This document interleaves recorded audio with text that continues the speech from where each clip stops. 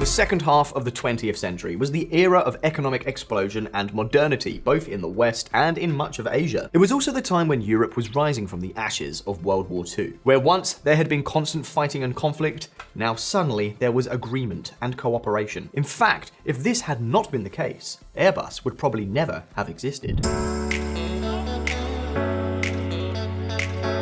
The European aeronautics company par excellence was launched in 1970. It was the result of a political negotiation between governments that had already begun a few years earlier. Yes, that's right. Airbus was not the brainchild of some visionary entrepreneur or anything like that. The idea came from the offices of the French and West German governments in the late 1960s. To achieve this, these governments encouraged the union of the French aeronautical company Aerospatiale with the German company Deutsche Airbus. The consortium was later joined by aeronautical companies from Spain and the United Kingdom. In essence, the idea was to replicate the collaboration that the French and the British had undertaken to create Concorde a few years earlier, but in this case, with the objective of creating a long-term structure that would make it possible to make aircraft that were, shall we say, less exclusive. Aircraft that first had to be able to fill a gap in which the American Boeing, Lockheed, and McDonnell Douglas, which completed about 80% of the market, had no product, and later to compete with them directly on a large scale. And so it is that the first aircraft to be launched was the Airbus A300, which was the first wide-body aircraft to make commercial flights with two engines under ETOPS standards. But let's not get sidetracked, and let's get into the situation.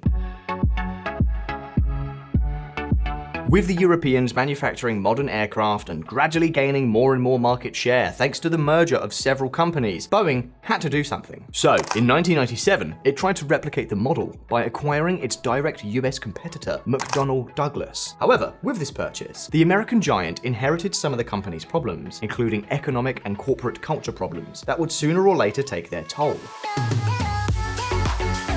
Be that as it may, the fact is that the era of what is perhaps the most important and powerful duopoly of all had begun. That of aviation. Now, let's not go too fast. This is an industry that requires a lot of capital investment. That is, to make it work, you have to put in a lot of money. As you can imagine, designing, developing, and manufacturing aircraft is not exactly easy. The question is, who is going to put up the money to develop the technology that would allow each of the two companies to try to conquer the market? For the first time, Boeing had a potential giant in front of it, capable of looking at them eye to eye. But how exactly would they compete? How did the Europeans intend to eclipse the US giant? Well, you see, let me say it again. In order to launch a new program, to create a new airplane, two things are needed above all. The first is money. Lots and lots of money. But to give you a clear idea of what we're talking about, let's take a concrete example. Let's take a look at the case of Airbus A380, the world's largest airliner, which was discontinued in March 2021 when the last aircraft left the factory. Well, take a look.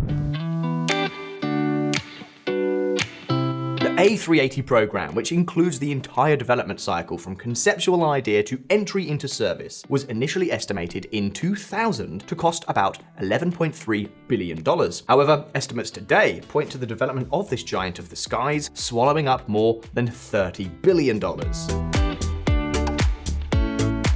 These are astronomical figures, and keep in mind that Airbus itself acknowledges that the A380 has never made a profit. Well, it is not that it has not generated profit, but that billions of dollars were lost along the way. And this is where we need to come to the second thing. You need to launch a new aircraft. In addition to money, there obviously needs to be sufficient demand. Given the numbers involved, poor forecasts could turn the development of the new aircraft into a disaster. Well, right here, we come to the most controversial part of this duel of titans. The question is, what has Airbus done better than the Americans? From the point of view of many Americans, what Europe has done with Airbus is nothing short of unfair competition. A situation that even provoked a trade war between the United States and the European bloc. Take a look.